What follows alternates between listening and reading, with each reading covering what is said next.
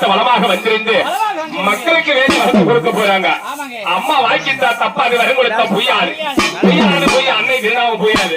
அம்மா மறுநாள் வந்து நம்மளுக்கு வேண்டிய உத்தரவு எப்படிதமா தாயே